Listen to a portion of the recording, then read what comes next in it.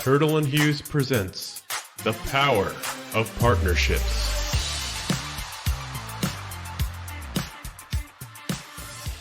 Welcome, everyone, to the Turtle and Hughes podcast, Power of Partnerships. My name is Jonathan McLean. I'm Marketing Director for Turtle and Hughes Integrated Supply.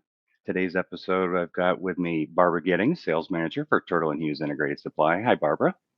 Hi, Jonathan. I'm so excited to be here to be talking about Navigator. We also have Josh Green, Turtle and Hughes. He's our administrator behind Sales Navigator, as well as other programs such as Salesforce. Hi, Josh. Hey, Jonathan. Nice to see everybody. All right. And our special guest today is Michaela Spannaus. She's a relationship manager with LinkedIn Sales Solutions. Good afternoon. Thank you so much, Jonathan. I'm super excited to be here. Thanks for having me. Glad to have you. Maybe what we'll do is we'll start off with kind of the journey to how we got to where we are today. Why Sales Navigator? Why now? For us, it was simple. We realized the interest and focus of our target markets moved to a digital journey, a customer experience, especially post-pandemic. I think during the lockdowns and the change to business moving to hybrid models, we sort of all retreated behind our screens. And what we have found, as a result of that is that's kind of where the conversations as far as business development and establishing new relationships has sort of stayed. People are still comfortable working in a digital realm. We're not seeing them in some of the traditional channels, although we still have them, word of mouth, conferences, great website. SEO and other paid strategies, which we're still using and are fruitful, but we seem to be missing something. The conversation moved. Our ideal client and our conversations that need to happen in order to build trust and interest and alignment with our ability to solve their problems seem to be lacking from those traditional channels. We have a robust business development pipeline, but we were really wondering where the market might have shifted to as far as those conversations that lead to new business, and in our particular industry of integrated supply, those lead times can, be upwards of a year in some cases. Lots of RFP, RFQ phases, a lot of relationship building, and it all starts with trust. It starts with a conversation. So with the prevalence of social selling and the fact that, this human connection is the foundation of any successful business development opportunity, we needed to get back in front of decision makers, expanding brand awareness. We need to focus on areas such as LinkedIn.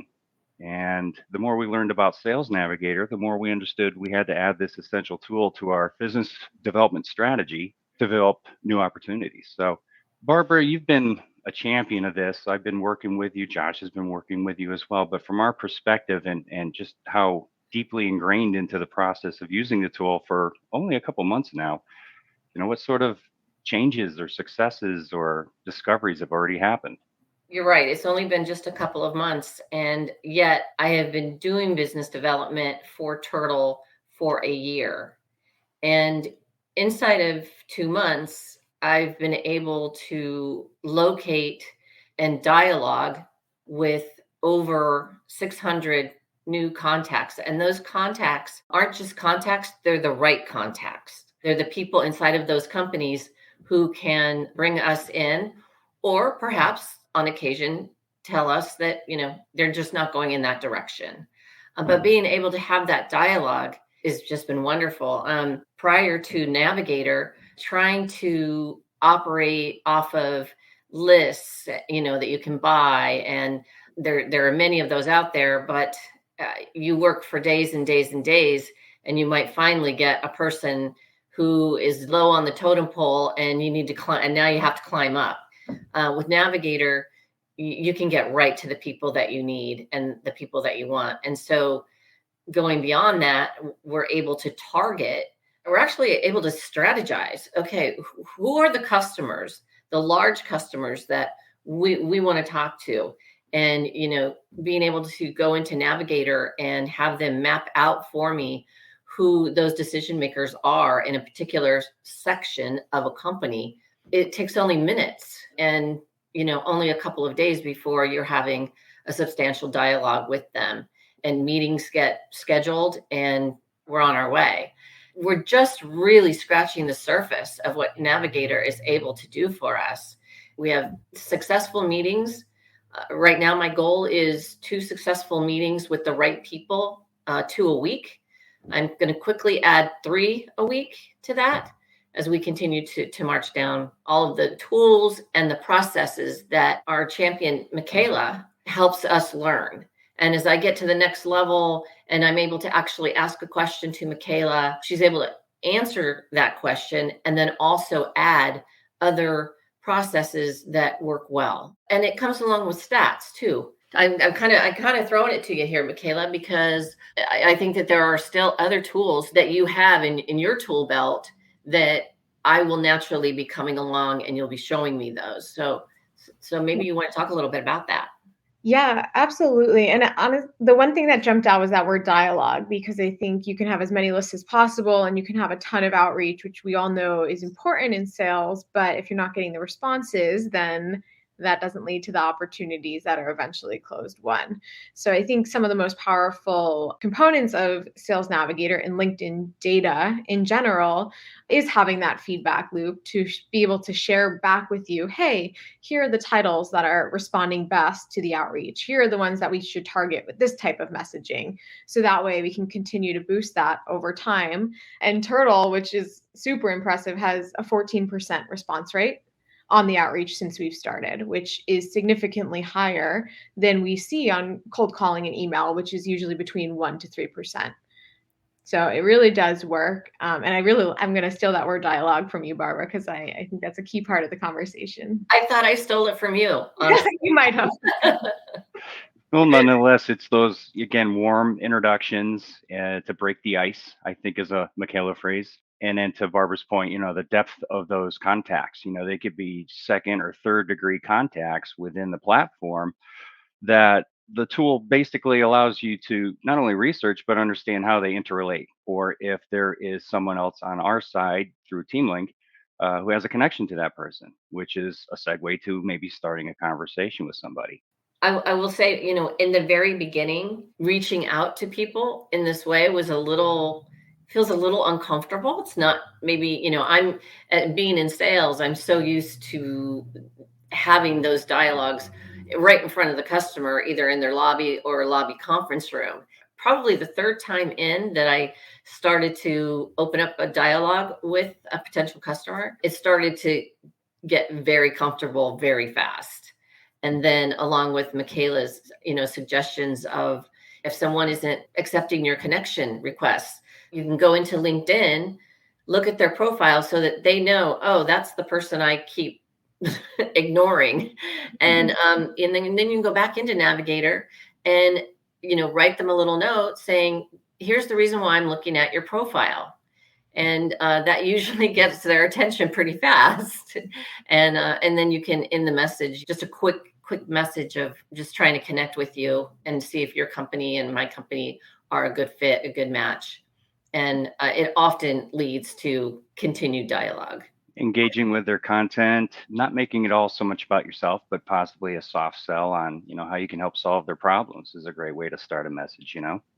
Yes, absolutely. And I think that was another change for me is prior to Navigator, I would try to connect with people we both, have this particular customer in common or something. And the process that Navigator kind of lines out for you is really, you don't really want to do that. You just want to talk about them.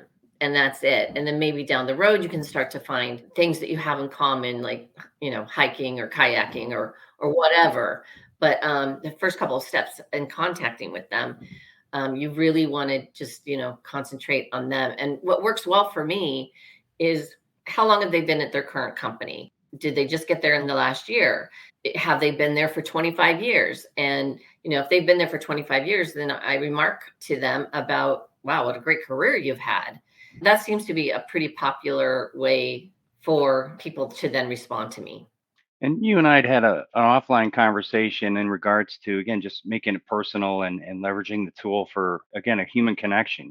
Brands are one thing. I run our company's LinkedIn company page, and there's only so much tolerance for a brand communicating to you or how much research you want to do in it. But what we have found, even on the LinkedIn side, even with recruiting, a human, an employee, posting a job opportunity is light years ahead of posting a job opportunity on our company page and linking it through to our career center. So these human to human connections are important. You spoke about, some of the interests you like to link in, but you and I talked about diversity. We are a fourth generation woman owned, woman led corporation, and you're finding that even that information helps, start dialogue with your peers, women peers in the industry as well, right? Yes, absolutely. Making those connections with companies where it is important to them to have a certain percentage of diversity suppliers, that can often also spark a conversation with the purchasing person that you're trying to engage with. Just in the subject line, we are a tier one women owned we bank member, and we qualify for a tier one diversity spend. That really is powerful for customers.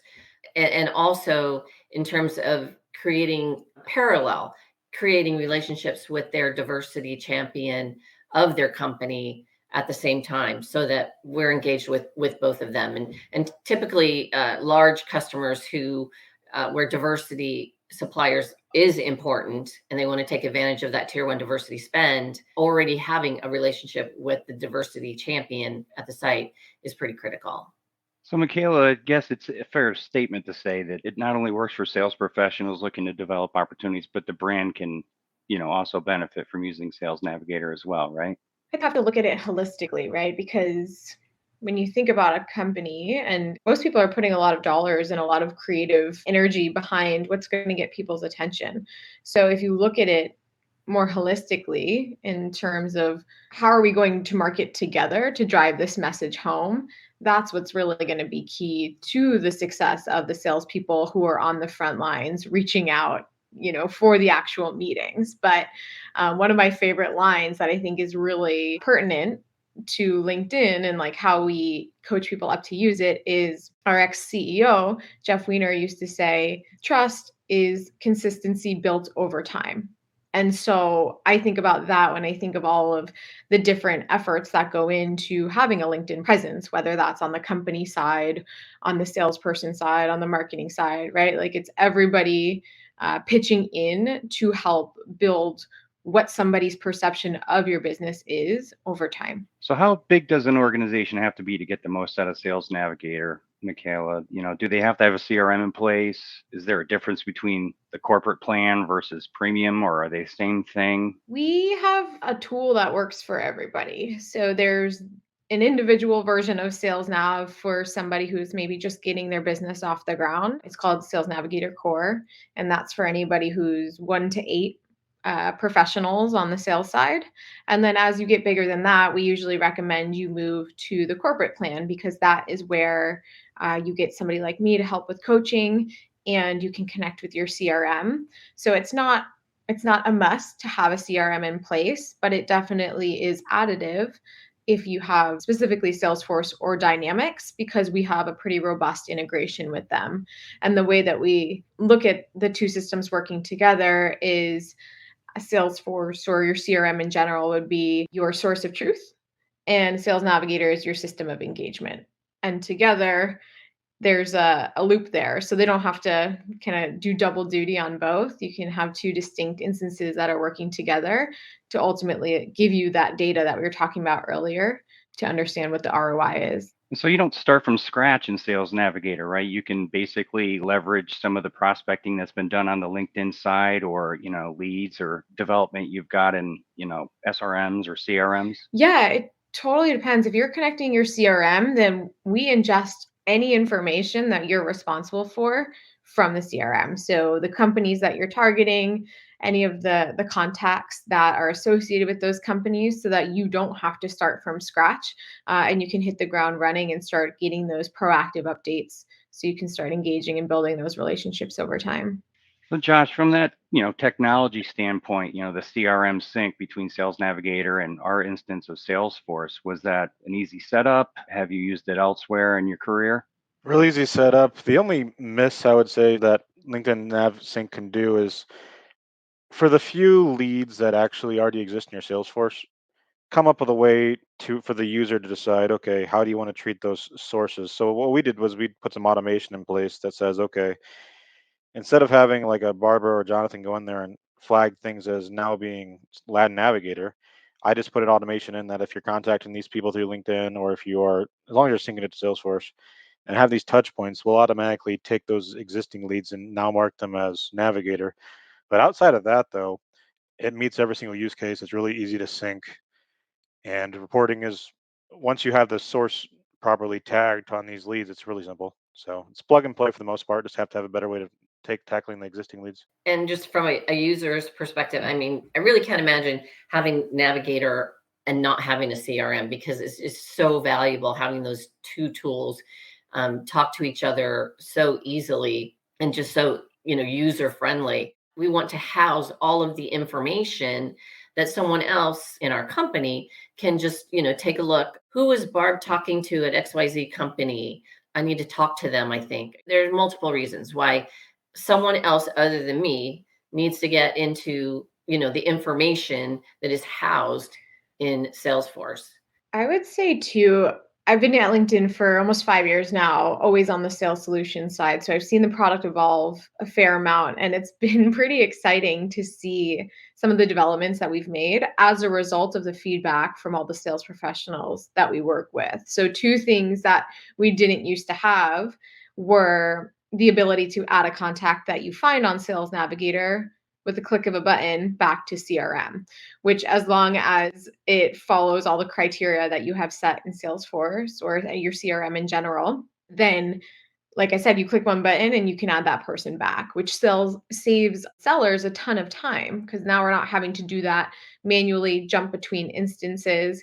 It's really helpful. And then the other component, which is probably more exciting to Josh or anybody who's more in that sales ops realm, is the data validation component, which is pretty much just a report running in the background every 24 hours to scrub your CRM in general instance and compare it to what's on LinkedIn.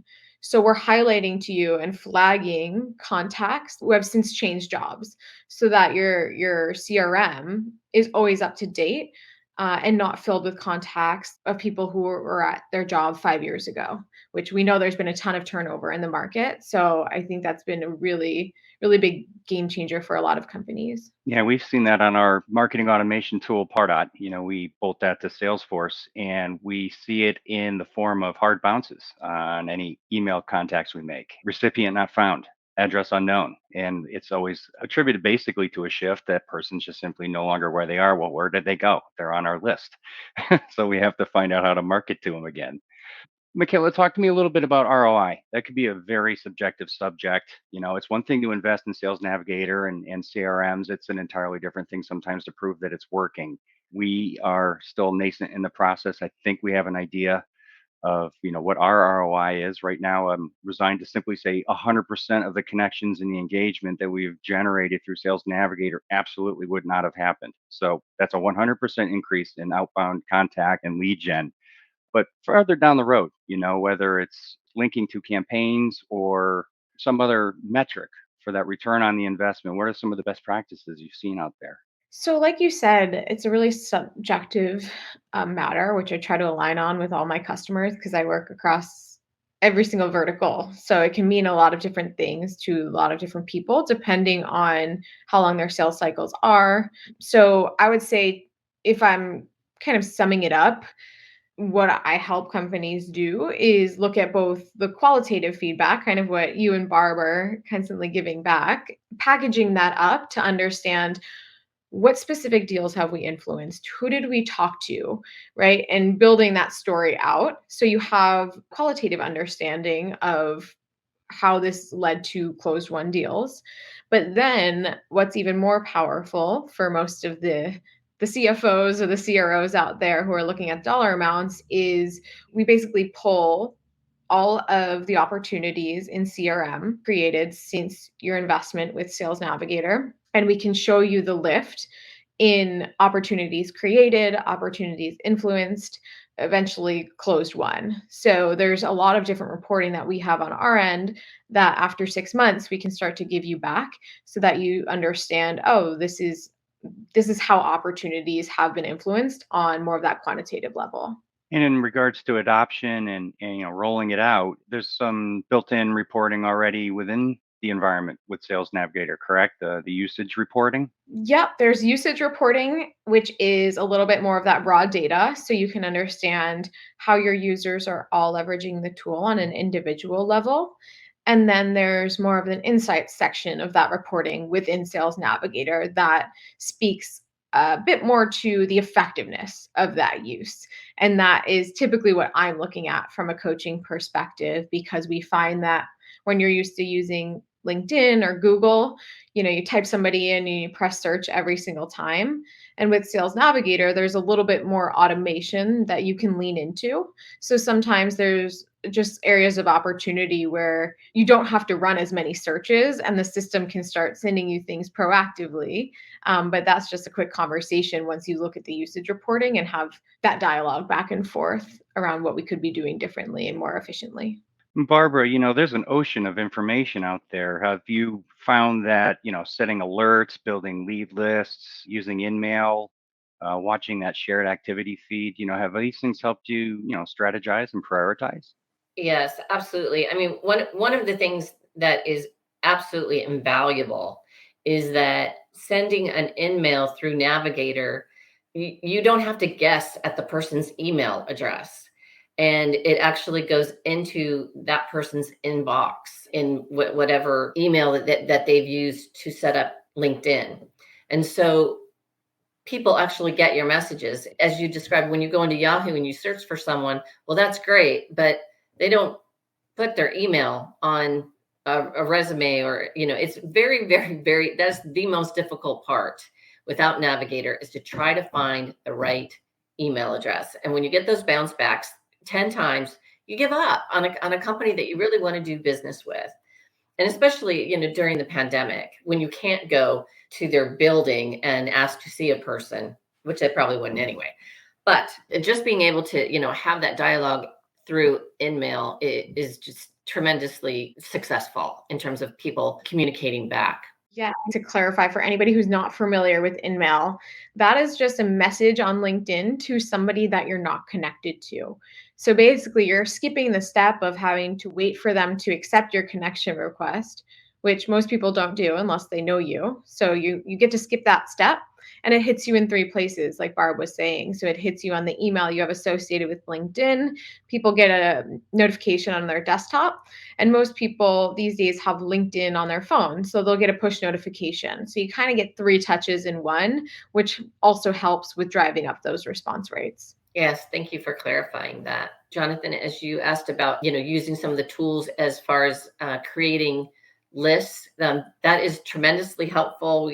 We have a campaign coming up here where we want to really spotlight our a la carte services that we offer. And as I go through my day and discover, all of these new contacts, it is not far reaching to say that in one day I could easily have 75 new, good, quality contacts actually with those people. Perhaps 25 of them, as I've come across them and dialogued with them, I might decide, okay, these 25 over here will probably be best for the campaign that's coming up. And so I'm able to create a list for that campaign coming up, just as I go through my day. And as the marketing material is being created, by the time it's created, I will have, hopefully somewhere in the neighborhood of 200 really good companies to target for those particular services. And that is tremendously helpful. And I like to create custom lists for companies that are extremely large, over 5,000 people, and then talk a little bit differently to a list of companies that have 200 people, because those are different conversations. But being able to strategize with those kinds of lists is very helpful. And going back to some of that messaging you're doing too, that's not just text, but there's the ability to also include digital links or a link to the internet, or even include possibly a PDF, collateral right there in line with that message, correct? Good point. For perhaps contacts who just don't want to respond, okay, my feelings aren't hurt, but here's a link to, what we do offer, so that it's just not another message coming at them. Like you said, you can either put in a link or put in a PDF file. just to let them know this is what we do. If you're interested in, it's just a click for them and they don't have to talk to a person. I've seen marketing teams use smart links, which is the component or the capability within Sales Navigator to upload and track the engagement with that link. And a lot of marketing teams use it for more of that top of funnel gauge, if you will, because usually they're sending out higher volume, right? Of either they're targeting a higher volume or maybe a trade show is coming up, something like that. And it's like, hey, here's more information about our offering. You include that hyperlink and now you understand, okay, I sent this to 10,000 people. Here are the 300 that clicked into it. And here's what part of that collateral they spent the most time on. So it's beneficial for everybody because then they say to sales, hey, here are the people that are most engaged. You go target them. On the marketing side, we'll refine our messaging to speak to the things that people seem to care about, right? Based on what they were looking at. And then it's dollars spent in the right areas and the sales team converting at a higher rate. So it tends to be a win-win all around. And you can use it at all stages of that revenue funnel. I love that from a digital marketing perspective, that ability to have the little bit of insight, built in native to Sales Navigator is the ability to see if, frankly, somebody clicked on something that you sent them or engaged with it, or if you wanted to go so far as to say conversion. It's about, again, being able to see if they align with our message, interact with it, and possibly segue to the next phase, whether it's a offline conversation or a proposal, things of that nature. But it starts with that little digital kernel of information saying you're on the right path, person engaged, and that's how you should forge ahead and prioritize. Yeah, and I think the difference too, I know there's a lot of platforms out there that do something different. The thing I like about Smart Links is, again, it's already in the platform we're using. It's built into Sales Navigator, and you get the information on who is looking, right? Like a lot of platforms say somebody opened that link you sent, and that's all of the insight you get. Whereas we tell you, hey, this name at this company with this title is looking at your proposal or what have you in this very moment. And so now hey, if it's maybe somebody who has like a coordinator title or intern title, that might not be the person that I'm going to be following up with, right? It might be a starting point for us to work our way up to the person who's ultimately going to make the decision. So it gives you a ton of intel around where you should be spending your time too, which I feel like can be a gap in other sort of engagement platforms. So, Barbara, how would you feel the implementation was? You've definitely been the largest adopter of the platform. I mean, how was it taught and communicated? How has the support been? The support has been tremendous. I mean, Michaela always so very available and full of very good suggestions, but she explains things very well also. The implementation it seemed like it was a day. Maybe it was a couple of days. I honestly, I don't remember. Was very fast. And once all of that happened, we were just off to the races. That and the follow up and the ad hoc emails from Michaela as well with informational articles, the things relevant to our learning curve, additional assets, not just locked into a tool that trains you on the tool, but actually applicable information. Let's put it that way. I would say too, that is a testament to everybody on the turtle side engagement as well, because I work with a lot of people who are very tech savvy. They've used LinkedIn forever, but there's nobody championing the program internally. So it makes it harder to get off to the races when we don't have somebody owning the initiative on both sides and really being able to communicate, hey, here's what we need help with. This is how we're going to roll it out together based on what our appetite is for that change. Because change management is really hard. And I know at Turtle, we're going to start to roll it out to a new team now, but that wasn't the case originally, right? We really needed to prove the value on this side first before some other people wanted to dip their toes in the water. So I just want to say thank you to all of you on the turtle side for being as engaged as you are and asking the questions you have, because that is a really, really big part of us being able to see the success together. Oh, we appreciate that. And Josh, I think Michaela brings up an important point. So we're not just one and done with the integrated supply division with a few users. We're looking to bring it out across the entire organization, electrical and industrial distribution that's turning 100 years old next year. What kind of advancement should we look forward to, as we get into our 100th year and we have a tool like Sales Navigator at our back? It's pretty clear everyone knows that integrated is the driving force for Navigator. So they did a heck of a job getting that up and running. Distribution, what we did there is first we tried to understand what the demand is, and we made the team aware of what that tool actually is, sent out a big survey, videos, and all that. So we got well over 100 responses from distribution on a whole bunch of feedback. It's not just, hey, do you want Navigator? We went beyond that, and we said, okay, everyone has their own unique way in distribution to get leads and how they're finding it. So we asked them a bunch of questions on how they're finding leads, and the whole point there is to not just say, okay, hey, distribution, you have to use Navigator. We want to also help them because distribution side is one negative there is that they have hardly any time available. We are going to make it so that they can also have help. So we'll have a few licenses set aside for them to have people hunt for leads for them. But then there's also going to be some distribution people that want to find the tool themselves. So just strictly based on the results of that survey, if we truly give licenses out based on exactly what they said, we could take our current set of licenses and go up by 5 times that if we have the ROI. So over time, we're going to track it and try to justify getting more licenses. But we're going to start with the licenses we have today. Well, we're going to set aside 1 or 2 of them for marketing team or someone that'll actually hunt based on the feedback we received in the survey. And there'll be 3 or 4 of those licenses set aside for distribution. And the cool thing about LinkedIn Navigator is that you can rotate licenses seamlessly. So yeah, Inmail has limitations on you can send 50 times a month if the people don't reply. But the cool thing is you can rotate that license to another person at Turtle and they start fresh every time. So if you max out on your license, you could just flip it to someone else and they're good to go. LinkedIn Navigator is really flexible there, and that's what we appreciate about it. So distribution hasn't even kicked off yet. We now have a baseline of what they want to do, who has the tool, who wants the tool, who needs help using it. Now we're going to kick it off this week or next week with the buy-in from all those people. So we're at a good stepping point for them, but we're not as far as integrated as yet. Michaela, I wanted to plug the app real quick because in reference to Josh's rollout plans for our distribution side, he referenced those end users don't have a lot of time, and basically it appears there's a standalone app for Sales Navigator, different from LinkedIn. What would be the benefits of that getting that onto everyone's phones? Saving time, just a clean interface?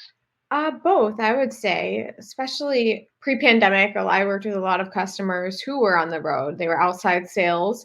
So they'd have the app on their phone, say they were going to, I don't know, Minneapolis. They'd type in the zip code they're going to, throw on a radius within the search and see who else they could be talking to while they're out there. And you can do that all pretty seamlessly within the app. So everything was done on their phone.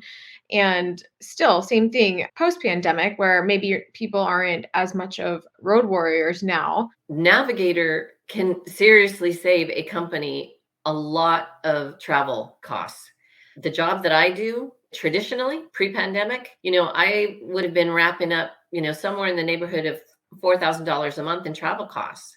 And now I can do all of that and get there faster with Navigator. It's a separation from your personal LinkedIn. So you can get all of that information on maybe the people you used to work with, former colleagues, former customers in free LinkedIn on that app, but keep everything specific to where you're at now in Sales Navigator. So I like having that separation because it's almost like personal and professional, and we don't mix them because we know that people build their networks over time, and your leads today might be different than who they are in 10 years.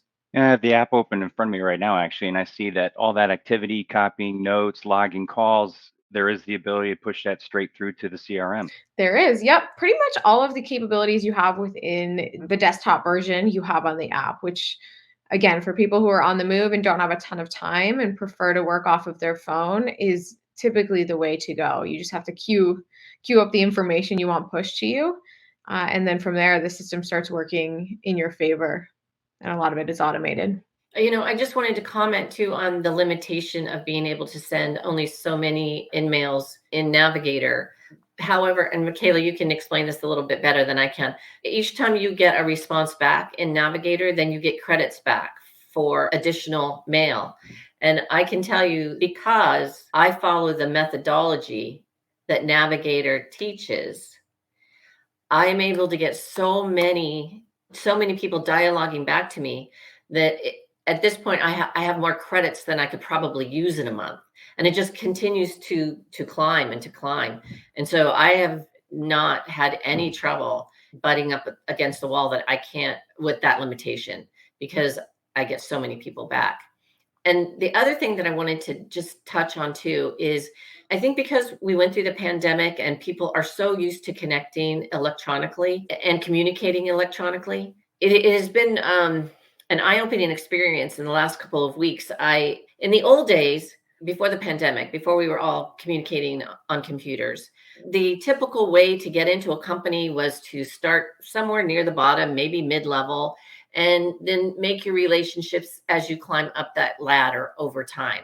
Well, with Navigator, and because people are so used to communicating electronically, have just been going to the vice president of a particular segment that I want to talk to, and as well as talking to the people who report up through that group. But when I go right into the vice president of something, they respond very quickly. Just because I've only just sort of started this experiment in the last week or so, I'm going to definitely be changing my just shifting a little bit, talking to the real decision makers faster than prior to pandemic. And on the marketing side too, because if you have visibility into the exact titles and names of the people that you want to talk to at your target companies, that is saving a ton of ad dollars. Because on the marketing side, marketing budgets are usually bigger than sales budgets, but a lot of it goes wasted because you're just saying, it's a lot more vague than Sales Navigator. It's like, hey, here's a general idea of who we want to target. Here's a lot of money that we're going to put behind it and hope for the best. I believe that term is spray and pray. Yes. So.